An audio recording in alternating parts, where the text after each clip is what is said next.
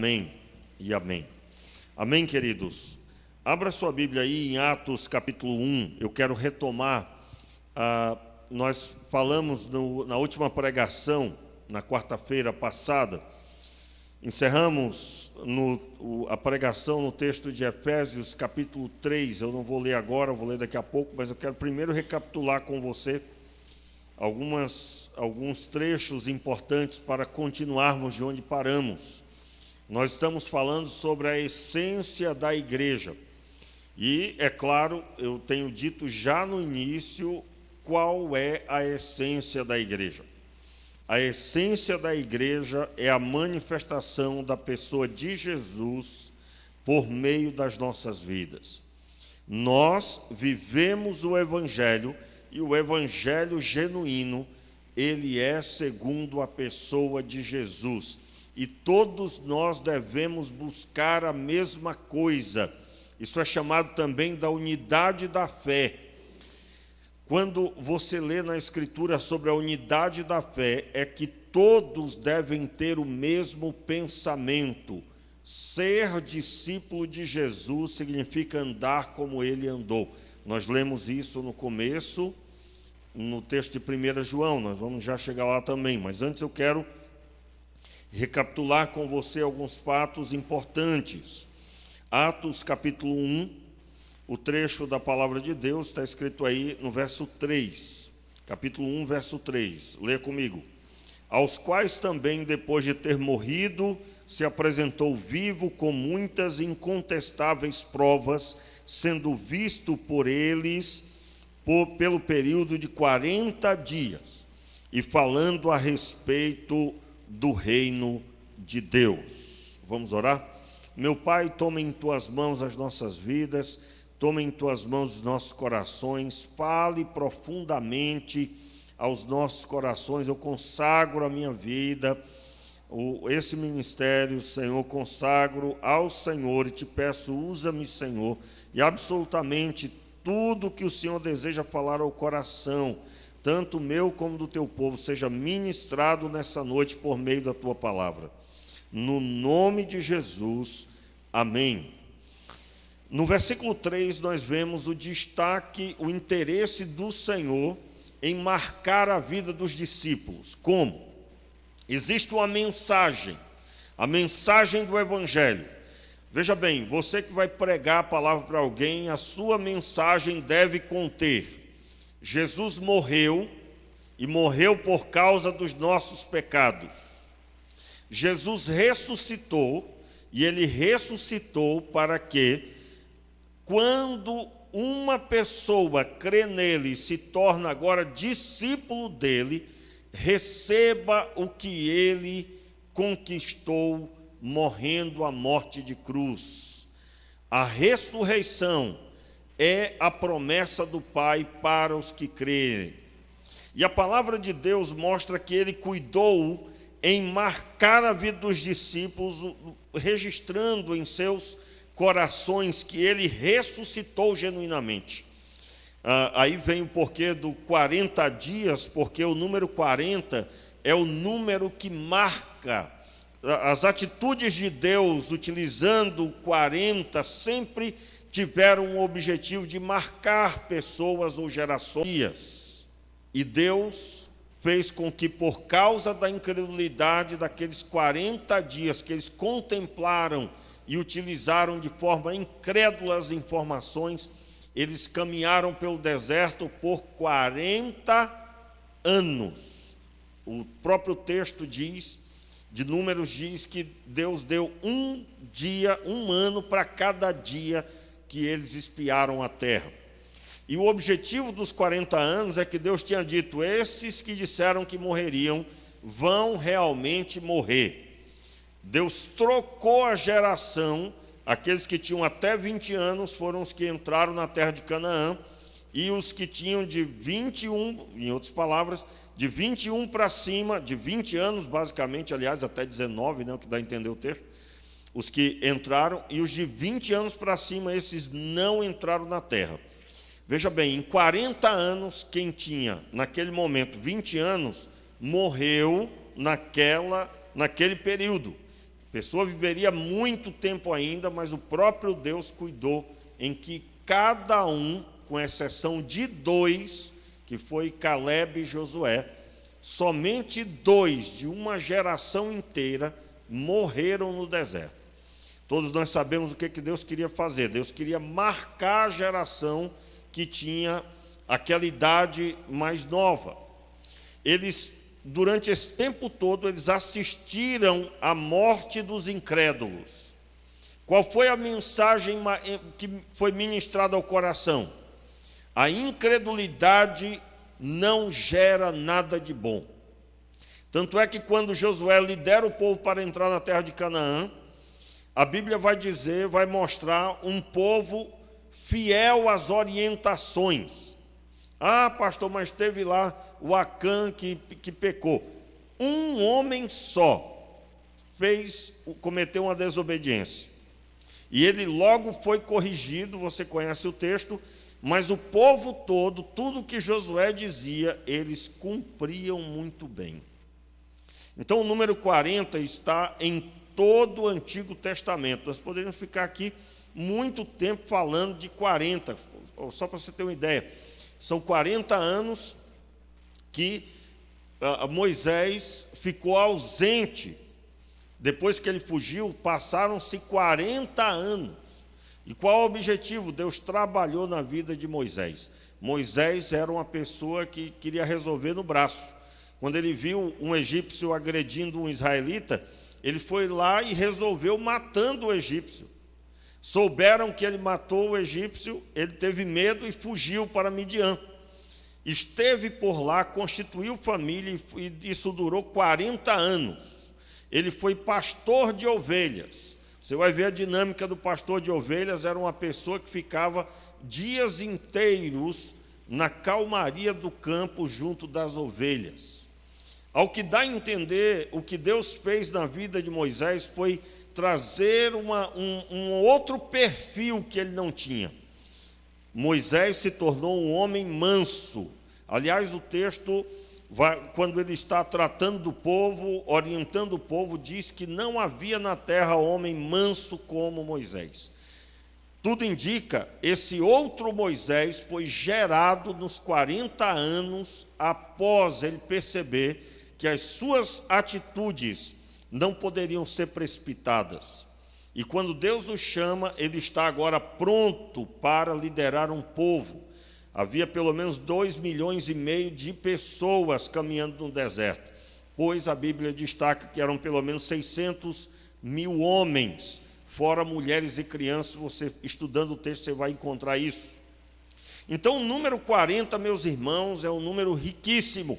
E mais uma vez esse número é colocado. Aí você conhece, no Novo Testamento, Jesus jejuou 40 dias no deserto e foi tentado pelo diabo. Número 40, meu irmão, se você tiver um buscador aí na sua Bíblia, coloca o número 40 e manda buscar para você ver a quantidade. Você vai perceber que tem algo especial aí.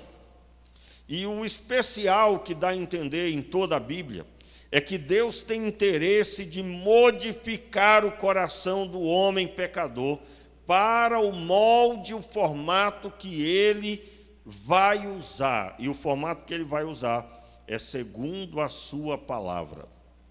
Então compreenda.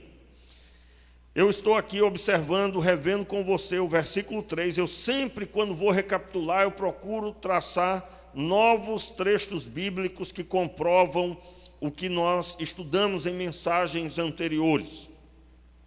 O interesse do Senhor Deus, através de Jesus, era marcar os discípulos com o entendimento de que a ressurreição aconteceu, Jesus ressuscitou. Não foi um acontecimento que eles viram em um dia, em um episódio, em um encontro, e depois Jesus subiu para a glória. Não, foi 40 dias tendo experiência com Jesus. E aí então, qual era o objetivo desses 40 dias? Finalzinho do verso 3, pelo período de 40 dias, e falando a respeito do reino de Deus. Então, qual foi a fala de Jesus nesse momento? Sobre as coisas do reino. Você deve se recordar que eu dei destaque aqui outro dia, que o reino, o entendimento de reino, determina a nossa conduta. Por exemplo, sobre a área financeira, falei sobre isso aqui com outras palavras.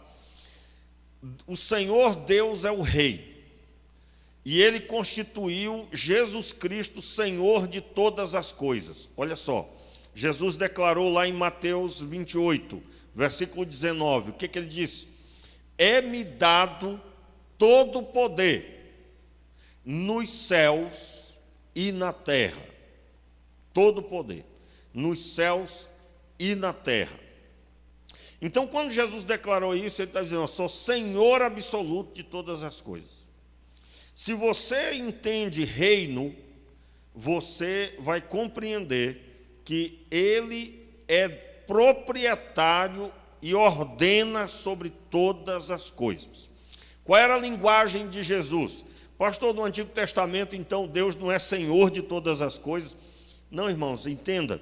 Jesus nasceu homem, nasceu nascimento humano, e Ele venceu a Satanás. Lembrando que Satanás trouxe cativo Adão, levando-o à queda.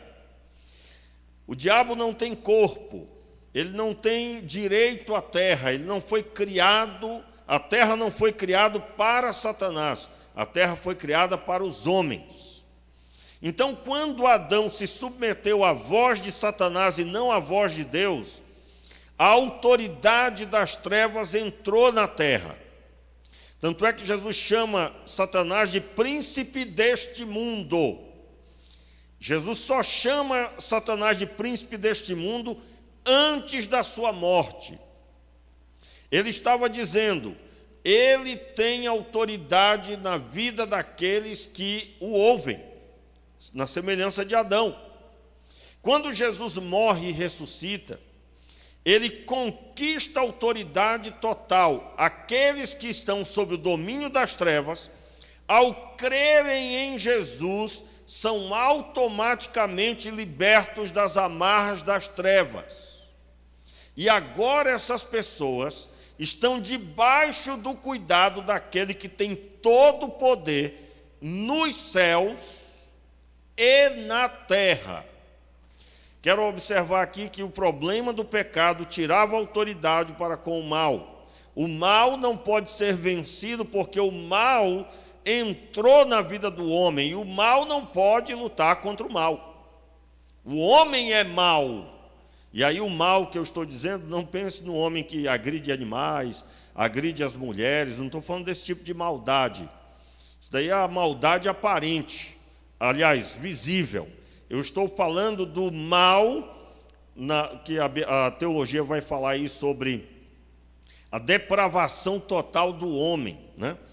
Talvez em breve nós vamos observar isso na Bíblia, porque o entendimento da depravação total vai mostrar para você que você está na presença de Deus realmente por graça e misericórdia, porque não havia como você estar na presença de Deus se não fosse com o auxílio dele, buscando você das trevas e trazendo para a luz. Quem tem entendimento sobre a depravação total, glorifica a Deus 100%, porque estava perdido e foi achado. Não existe a visão de uma pessoa boa que recebeu porque era gente boa. Não existe isso, irmãos. Na Bíblia não existe isso. Todos pecaram e destituídos estão da glória de Deus. É o que o texto deixa muito claro. E o mal que eu estou citando que há no homem é que o homem está em trevas, ele habita em trevas, e essas trevas não permitem que ele faça nada que possa ser recebido por Deus, absolutamente. Então, quando nós lemos aqui sobre que Jesus passou 40 dias falando a respeito do reino, isso tem que causar em você anseio por conhecer o que Jesus estava ensinando, não é? Anseio por isso. Não é o nosso assunto propriamente dito, mas nós vamos pincelar um pouco isso aqui. Então, Jesus ordena que eles não se ausentem de Jerusalém, versículo 4, mas que eles esperem a promessa do Pai, o qual eles ouviram. Não é? Que promessa era essa? Não é? Que promessa era essa? Versículo 8, versículo 7 e 8. E não vos importa saber os tempos e as épocas que o Pai determinou pelo seu próprio poder. No entanto, recebereis poder ao descer sobre vós o Espírito Santo, e sereis minhas testemunhas, tanto em Jerusalém, como em toda a Judéia e Samaria, até os confins da terra. Então, a testemunha é uma pessoa que fala com veemência. Eu vi, eu ouvi, eu estava lá, eu sei. Essas são as atitudes de uma testemunha. E Jesus declara aqui que isso só seria possível debaixo do poder do Espírito. Somente se o poder do Espírito se manifestasse. Aí nós relatamos, né, até domingo mesmo, quando falamos aqui que a pessoa é batizada em nome do Pai, do Filho e do Espírito Santo, porque é o reconhecimento na hora do batismo de que essa pessoa foi salva com a participação da Trindade. O Pai fez o plano, o Filho cumpriu o plano e o Espírito Santo leva as pessoas a reconhecer tudo isso. O Espírito Santo traz a experiência de 2000 anos atrás para a realidade atual do coração do homem. O homem sabe, irmãos, aquilo que eu falei, né, também outro dia, falei domingo, você foi tocado? Pastor, como é que eu sei que eu fui tocado? Se você foi tocado, você sabe. Porque Deus, quando toca, isso é sobrenatural. É algo que sai do natural do homem. E o conhecimento de Deus é uma experiência, não é palavras repetidas, não é vento, irmãos. São palavras que se tornam estado de espírito. E a pessoa fala então com convicção: Deus está aqui. E ela fala com convicção, porque o Espírito Santo do Senhor testifica ao coração dela as realidades, a realidade do Senhor. Muito bem, eu vou dar um destaque a isso, lendo com você, rapidinho aí, irmãos, vamos lá. Abra sua Bíblia aí em 1 Coríntios, rapidinho. 1 Coríntios, não separei o texto, mas eu sei que vai dar certo aqui, vamos lá. 1 Coríntios, capítulo 2, versículo 6. Você encontrou, diga amém. 1 Coríntios, capítulo 2, versículo 6. Vamos ler? Todavia falamos sabedoria entre os perfeitos, mas não a sabedoria deste mundo, ou dos poderosos deste mundo, que se aniquilam. Não falamos a sabedoria, não falamos a sabedoria de Deus, oculta em mistério, a qual ordenou antes dos séculos para nossa glória. Nenhum dos poderosos deste mundo conheceu, pois se a tivesse conhecido, jamais teriam crucificado o Senhor da glória. Verso 9. Como, porém, está escrito: as coisas que o olho não viu, o ouvido não ouviu, e não subiram à mente humana, são as que Deus preparou para os que o amam. Nós lemos hoje que quem ama a Deus guarda os seus mandamentos. Então, alguém que ama é alguém que é fiel à palavra. Verso 10. Deus, porém, as revelou a nós pelo seu Espírito. Aí, maiúsculo, Espírito Santo. Vamos ler de novo o verso 10 do início. Deus, porém, as revelou a nós pelo seu Espírito. O Espírito penetra todas as coisas, até mesmo as profundezas de Deus.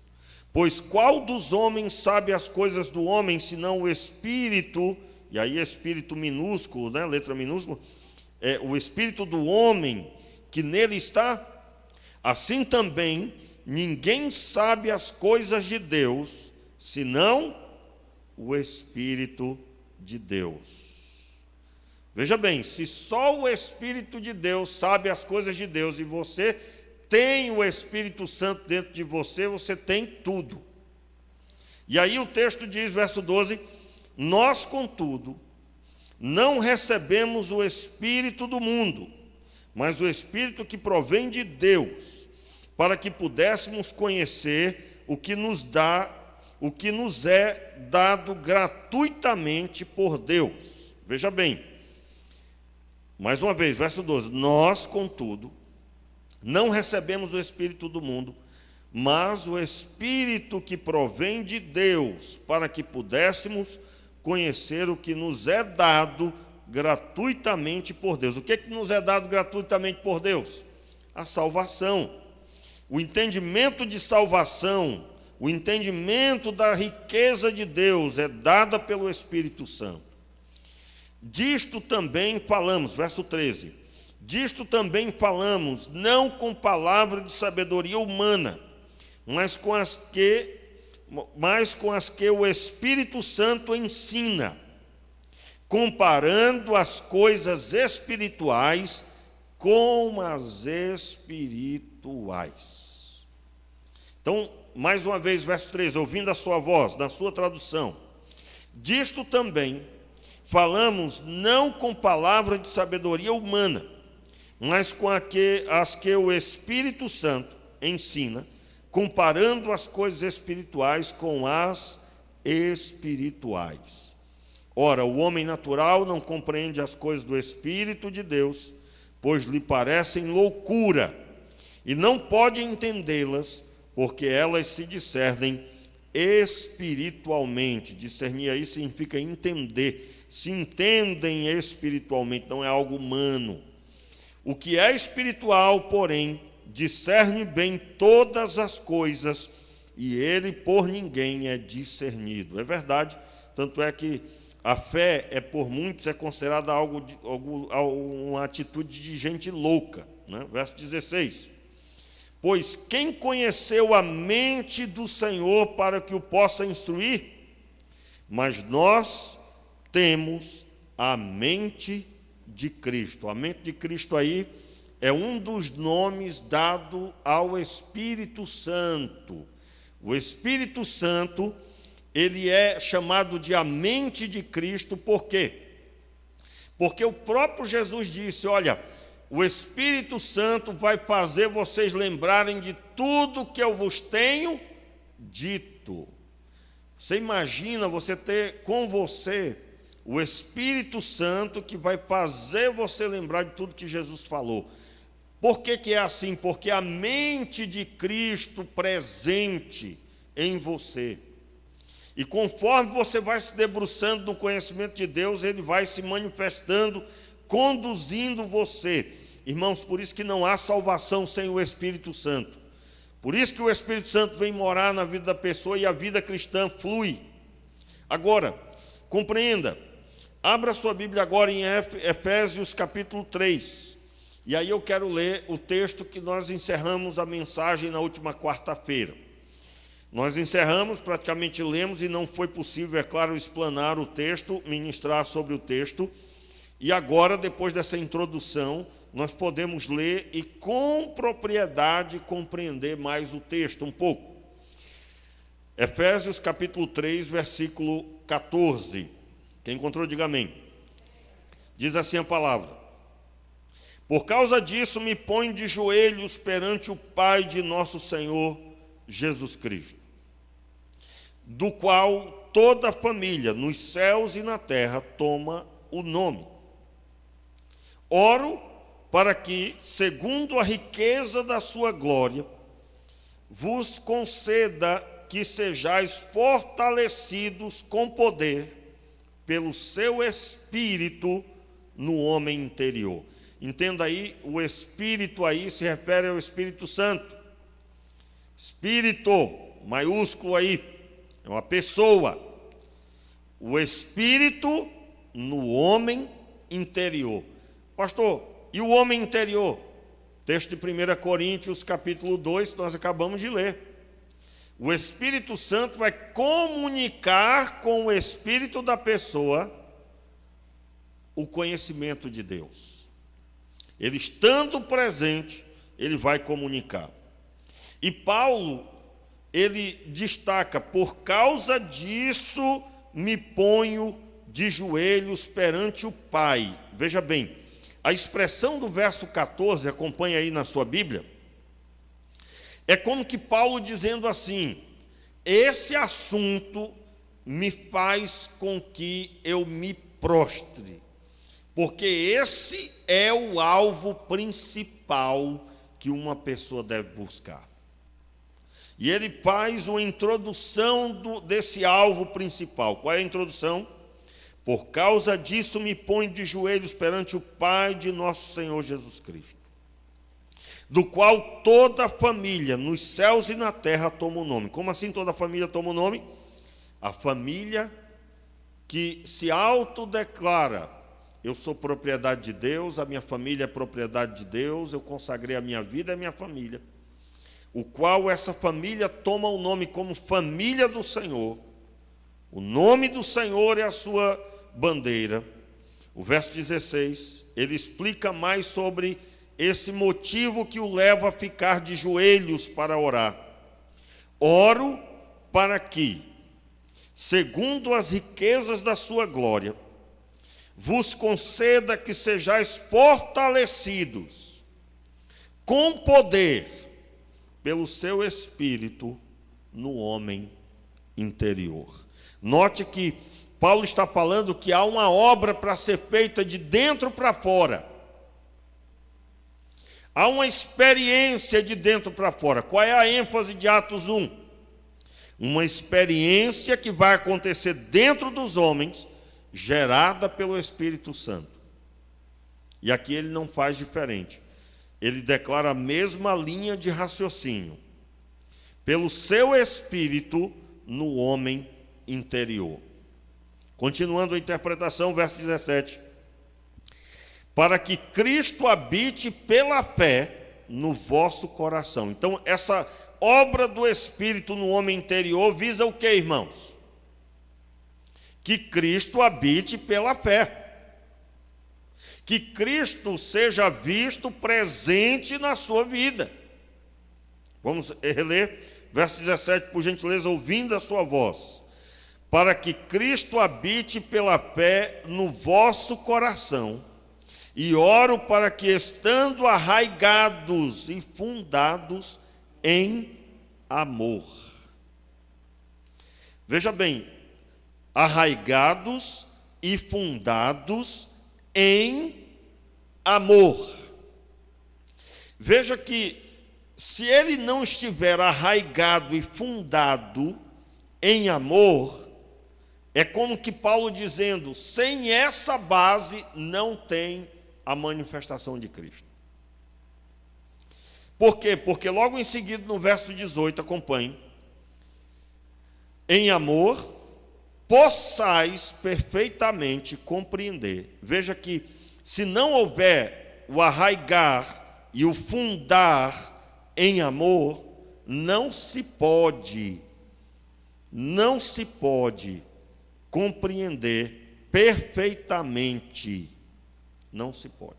E aí agora, usando as palavras de Paulo: oro para que, estando arraigados e fundados em amor, possais perfeitamente compreender com todos os santos. Veja que não é uma experiência só para os irmãos de Éfeso, é para todos os santos.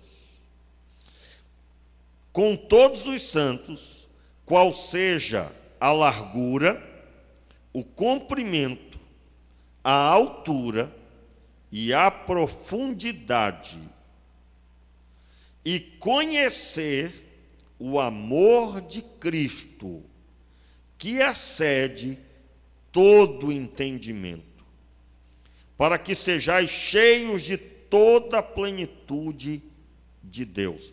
Irmãos, é possível ser cheio de toda a plenitude de Deus? Sim ou não?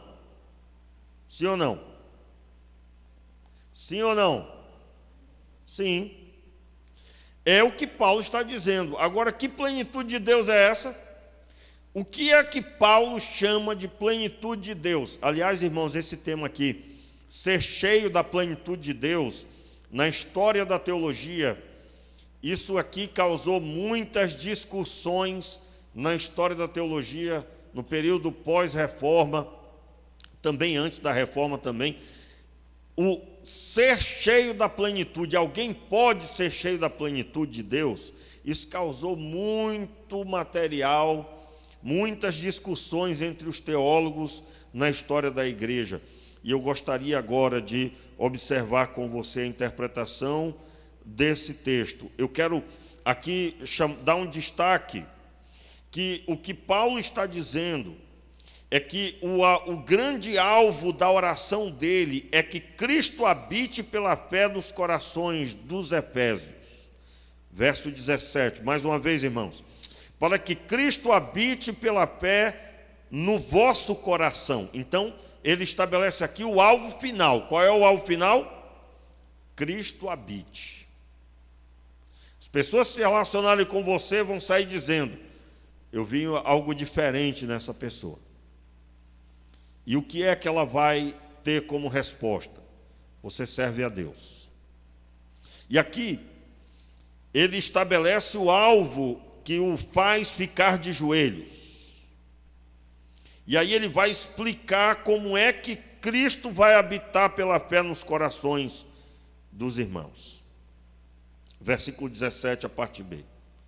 E oro para que, estando arraigados e fundados em amor, possais perfeitamente compreender com todos os santos qual seja a largura e o comprimento e a altura e a profundidade, e conhecer o amor de Cristo. Note que Paulo aqui destaca que Cristo habitar em nós é algo que nós só vamos conseguir dizer que temos se nós entendermos o amor de Deus, entendermos como é que o amor de Deus, eu posso dizer, o amor de Deus está no meu coração. Irmãos, olha aqui, em nome de Jesus, preste bem atenção. O grande problema para compreender esse texto é quando a pessoa coloca que o amor de Deus é uma palavra dita. A gente canta um cântico, né? E aí diz: olha, eu te amo, meu irmão, eu te amo, meu irmão. Eu reduzi o amor de Deus a uma fala de um cântico, por exemplo. Ou eu dizer livremente para uma pessoa. Eu quero só relembrar aqui a você as palavras de Jesus sobre amor. Aquele que ama os que o amam, isso não faz diferença nenhuma. Os discípulos de Jesus devem amar aqueles que lhe causam dano, ou têm o propósito disso. Jesus orienta não só amar, mas orar pelos que perseguem. Então veja que amar pessoas que nos amam não nos transforma em discípulos, mas amar os que nos incomodam, os que nos fazem mal, que não gostam de nós, isso nos transforma em discípulo. E aí, para entender melhor, você está lembrado que Deus amou o mundo de tal maneira? Está lembrado disso? O que é que significa isso? Deus amou os transgressores. Deus amou as pessoas que se prostituíam, que roubavam, que mentiam. E aí são as folhas da árvore, né? Porque a raiz mesmo é o ato de se rebelar contra Deus. Deus amou. Então veja, para Cristo habitar em nós, eu preciso reformular a minha vida. E aí, preste bem atenção, talvez esse tenha sido seu motivo de oração aqui hoje. Pastor, eu vim porque eu estou chateado, porque tem uma pessoa no meu trabalho que está me incomodando muito, eu estou orando para que Deus tome de conta. Você vai descobrir que Deus tem que tomar de conta aqui hoje, não é essa pessoa. Não é essa pessoa que está te causando mal. Deus tem que tomar de conta é você. Por quê? Irmãos, olha o engano. Fulano está me incomodando, vou orar para Deus tomar de conta. Meu irmão, pessoas incomodando sempre haverá. Mas um coração na medida da pessoa de Cristo é o que nós precisamos ver. Eu estou falando que você deve mudar a sua oração e dizer: Senhor, eu sei que eu tenho que amar essa pessoa e eu não consigo, e eu estou incomodado porque eu sou teu discípulo, e eu sei que a ordem do Senhor para mim é que eu ame essa pessoa. Segundo erro, irmãos. A pessoa espera que Deus agora coloque um sentimento de amor maravilhoso por essa pessoa e que ela vai sentir um prazer por aquela pessoa, de amar aquela pessoa, vai se sentir bem maravilhosamente, porque Deus encheu o coração de amor. Meu irmão, esse é o segundo erro. Por quê? Porque o amor de Deus é que Deus olhou para o homem e sabia que o homem merecia a morte, mas Deus resolveu dar a vida. Então você quer saber como é que você vai amar a pessoa que te faz algum mal ou não gosta de você? No caso de Jesus, queriam matar Jesus. Alguns. É você continuar no propósito à semelhança do Pai. Cristo habitar em você significa que você talvez tenha no seu coração incômodo, mas você está decidido que isso é errado porque você é discípulo. E você começa a orar dizendo o contrário: Senhor, eu estava no meu coração com vontade que o Senhor virasse o carro dessa pessoa, que o Senhor mandasse um raio sobre essa pessoa, mas agora eu entendi. E eu te peço, Senhor, salve essa pessoa, converta o coração e dê a ela longevidade. Porque, irmãos, o anseio pela salvação de quem, na sua visão, merecia a morte, é exatamente ser na medida de Cristo. Então, meu irmão, se você não consegue abençoar quem te prejudica, você não entendeu a fé. Você não entendeu. É aquela regra que eu sempre utilizo. Quando você tiver dificuldade de olhar para alguém e amar essa pessoa, lembre de você. Você estava em trevas e Deus olhou para você e te deu a vida. Então, se você não consegue, então você vai orar para Deus quebrar o seu coração. Você não consegue aceitar que tem que orar por uma pessoa. Irmãos, em um tempo desse eu fui colocado num desafio desse. Eu pedi perdão para uma pessoa que muito me prejudicou lá no estado do Acre, e inclusive nessa viagem agora, a pessoa me causou muitos danos, e eu fui até ela e pedi perdão como se eu é que tivesse errado. E eu descobri que eu não entendia.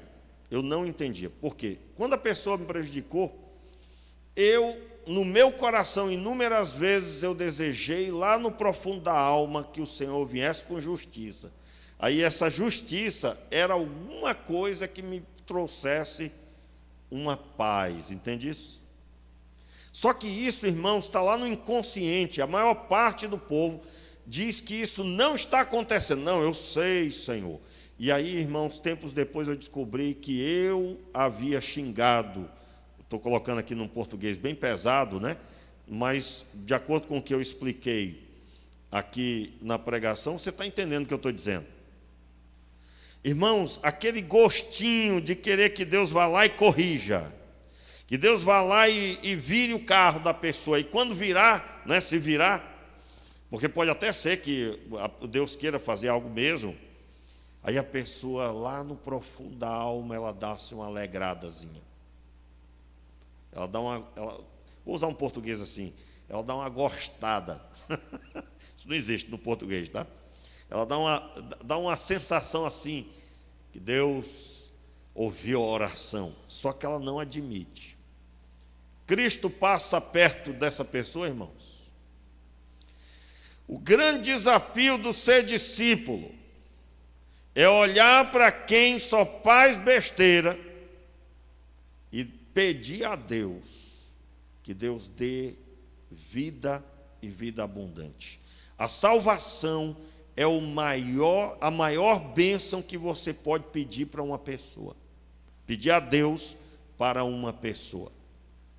E eu vou dizer para você que haverá momentos, porque diferente de Jesus, ele não cometeu pecado nenhum, ele não tinha absolutamente nenhum mal em seu coração, mas nós estamos constantemente sendo atraídos pela carne que luta. E aí você vai dizer sim ou não para essa atração. Quais são as obras da carne? Prostituição, impureza, lascívia, dissensão, facção, heresias.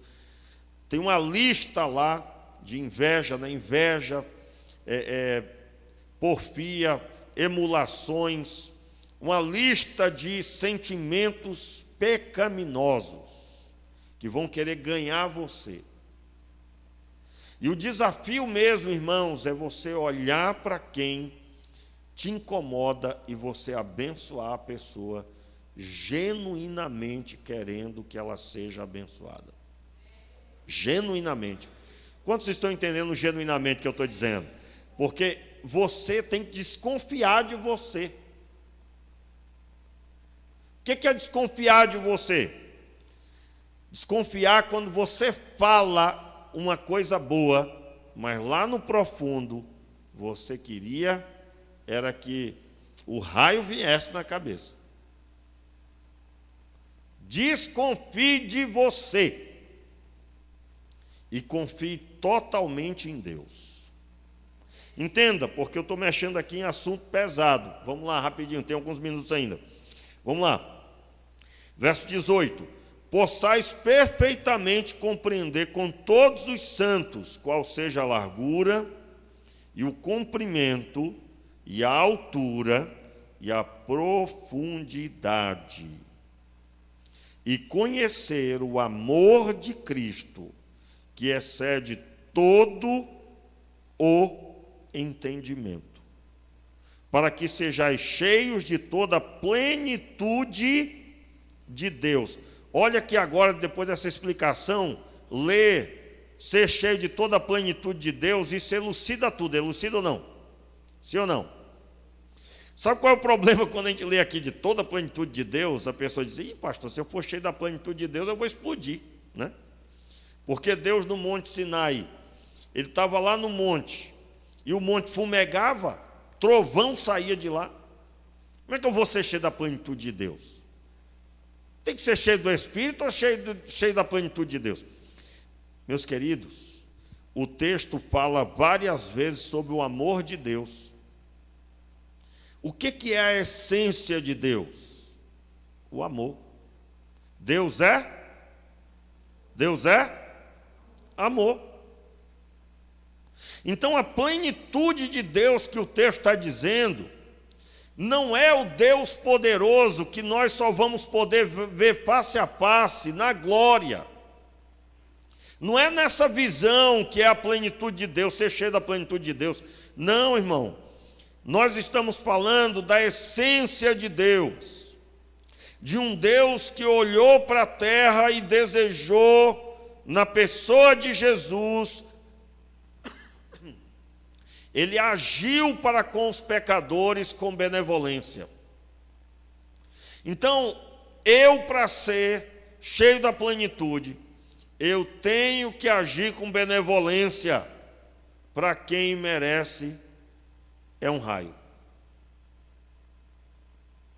O que é a benevolência? Fazer coisas boas. E aí nós vamos lembrar a pessoa de Jesus pelas nossas vidas. Então, meus irmãos, Paulo estava dizendo, sabe o quê? Muito mais do que fazer parte desta ou daquela igreja, muito mais do que ser judeu ou gentil, muito mais do que qualquer coisa nessa vida, o grande sonho do Senhor, se é que eu posso dizer dessa forma, né? Sonho de Deus, como se Deus não pudesse realizar, ele realizou em Cristo Jesus, mas você está entendendo minhas palavras? É que sua vida seja transformada e você só tenha um alvo: amar as pessoas. E amar não é um sentimento no sentido de um sentir, mas é uma visão que encheu a sua vida. E todas as vezes que você vier a sair da presença de Deus 1 milímetro e você se pegar querendo o mal de alguém, lá no escurinho do seu coração, e aí eu já expliquei esse escurinho, a carne, você vai dizer: opa, está repreendido em nome de Jesus da minha vida. Eu fui chamado para ser discípulo e Cristo habitar em mim. E aí eu encerro deixando bem claro, versículo 19, versículo 20.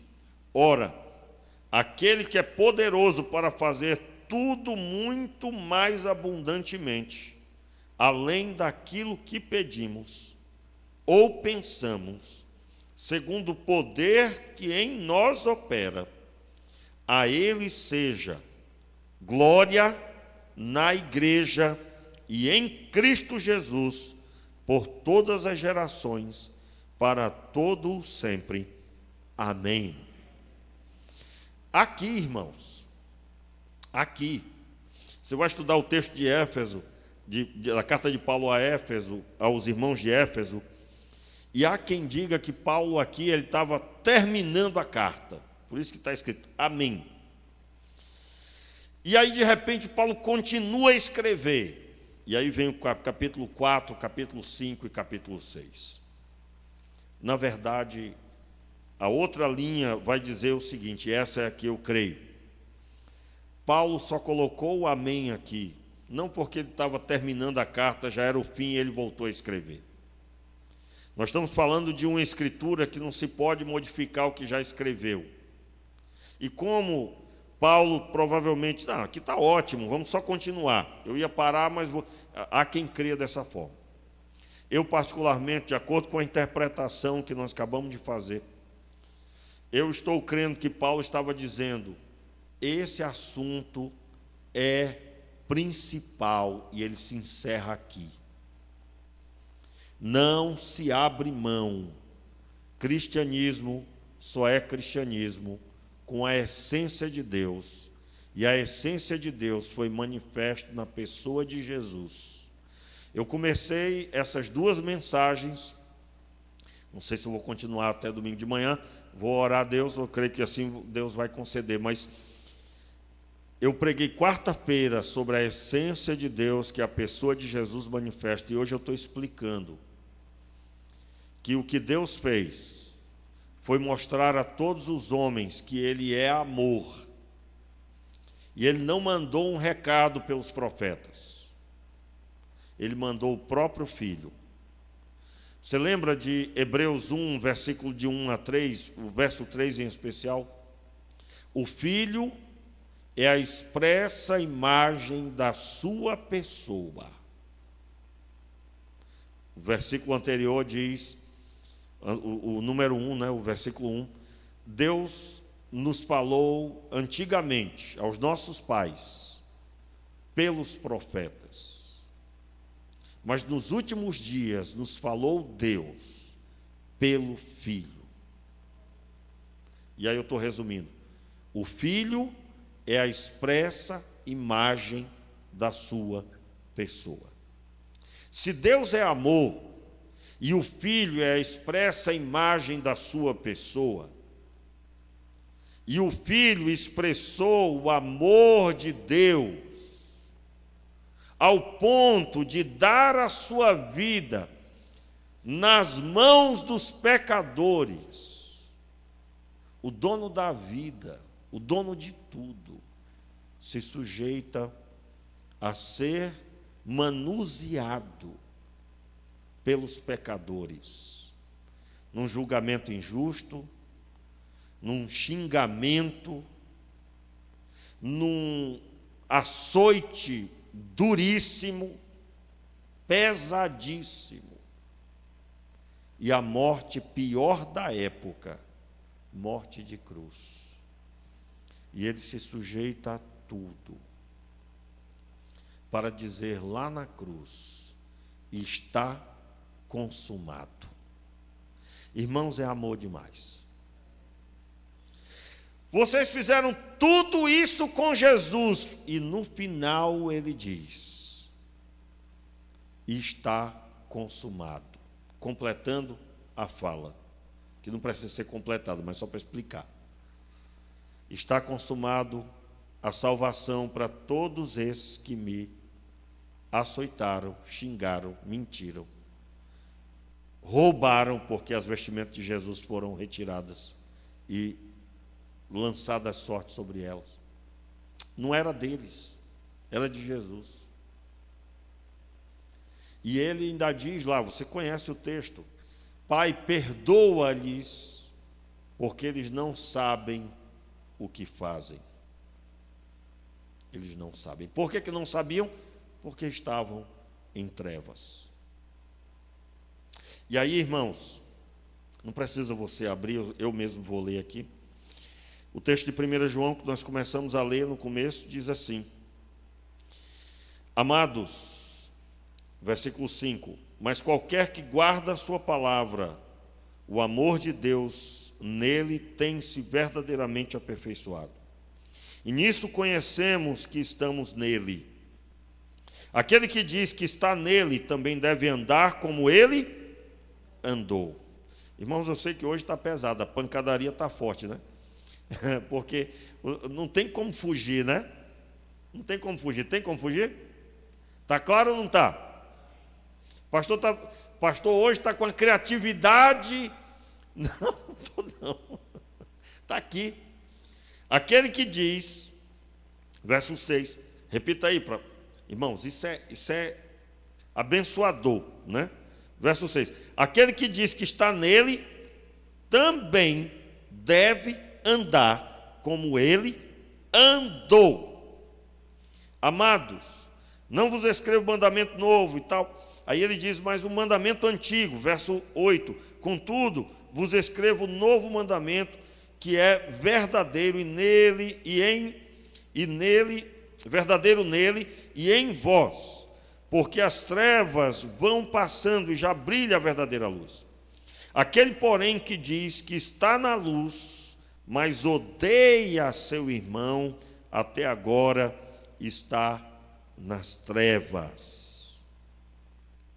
Aquele que ama o seu irmão permanece na luz, e nele não há nenhum tropeço. Aquele, porém, que odeia o seu irmão, está nas trevas e anda nas trevas, não sabe para onde vai, porque as trevas lhe cegaram os olhos. Aqui nós estamos explicando, irmãos, por que tem tanta gente todo errado. Já encontrou? Já conversou com aquele amigo seu? Está tudo errado, mas ele se sente cheio da razão. Já ouviu essa história?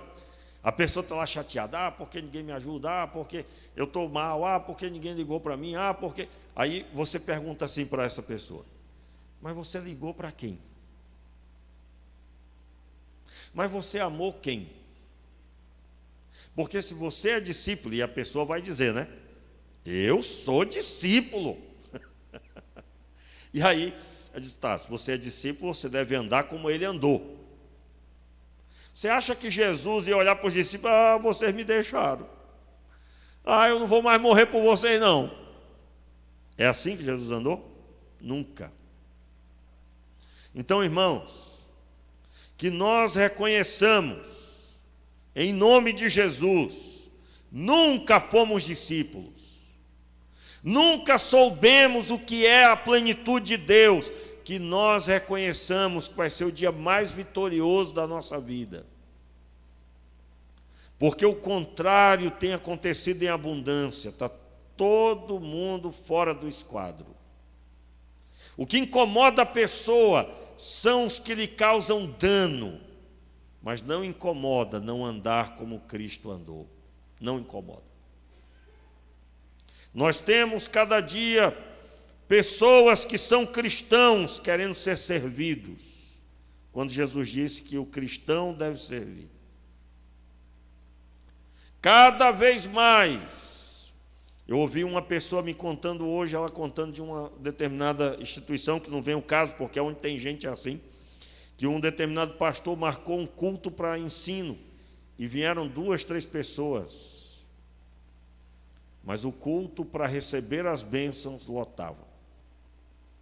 O ensino que confronta, dói, como hoje eu creio, está batendo aí nas suas costas. Quando eu digo batendo, irmãos, porque o homem, o ser humano, se ele tiver frio espiritualmente, ele já está fora do esquadro. E a palavra de Deus não lhe será agradável, será martelo batendo. Se estiver batendo em você, fique feliz, porque Deus te ama tanto, está te corrigindo. O que é que eu vou fazer?